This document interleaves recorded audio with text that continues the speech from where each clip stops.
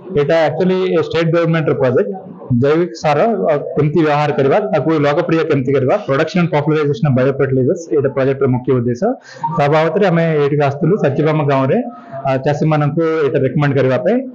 एतरे endo NPK biofertilisers अछि biofertilisers 25% urea को replacement करवा से बोलिया चासी माननको इनकम कम खर्च कम कर परबा तापरे प्रोडक्शन भी अधिक हबो तापरे हमर गोटे प्रोडक्ट अछि टेक डिकंपोजर ताको नोडा को केमती सड़ेबा मैं चासी मानको डेमोन्स्ट्रेशन कर देले एठी ने हमें सब रेकमेंड करछु कि जैविक सार व्यवहार करबा और मट्टी को उर्वरता बढ़िबा और पर्यावरण को भलो रखबा पे जैविक सार चासी माने रेकमेंड करबा को हमें आछे नियति भाबरे एबेर दुनिया रे देखुथिबे आपण चासी माने दिनकु दिन जैविक पद्धति रे चाष करिया को आगभर हेलेनी काहे कि ना माटी रो उर्वरता धीरे धीरे कमुची एवं वायुमंडल प्रदूषण मध्ये होबाक लागिची तेनु करी एई जो प्रशिक्षणटी थिला मो मतरे बहुत इफेक्टिव हबो चासी मानक पई काहे कि ना जैव पोषक गोटे एमिति जिंस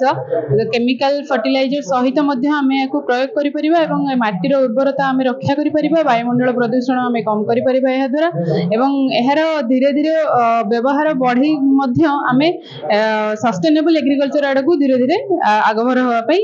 एहार मुख्य उद्देश्य आ चासी माननको एहा निहाती प्रभाव पकैथिबो आज रे प्रशिक्षणटी आ माटी उर्वरता बंचाई रखा आमर ये छोट प्रयासटी निहाती भाव में काम देव बोली आशा कर कार्यक्रम टी आम राष्ट्रीय धान गवेषणा अनुष्ठान तरफ तार उद्देश्य हूँ जे आम आमर जो रासायनिक सार उपर निर्भरशीलता कमेवा एवं जैविक सार बा जीवाणु सार बा जो आजोला हो कि बायो फर्टिलाइजर हो तार व्यवहार को बढ़ेवा आपको बढ़ेले आम जबक्षारजान बा यूरिया सार मात्रा कमिबो फस्फरस रासायनिक सार मात्रा कमी दे परिबे चाषी माने पोटास कमी दे परिबे एवं ताद्वारा 25% जब जबक्षारजान आम कमिजिव ताहले आम उत्पादन खर्च चाषी मानकर कमिजिव जहाद्वारा कि कृषक मानकर धान चाष हो बा अन्य जेकोसी चाष हो लाभ अधिका हम एवं ये जो जीवाणु सार बा जैव पोषण जब आम व्यवहार करवा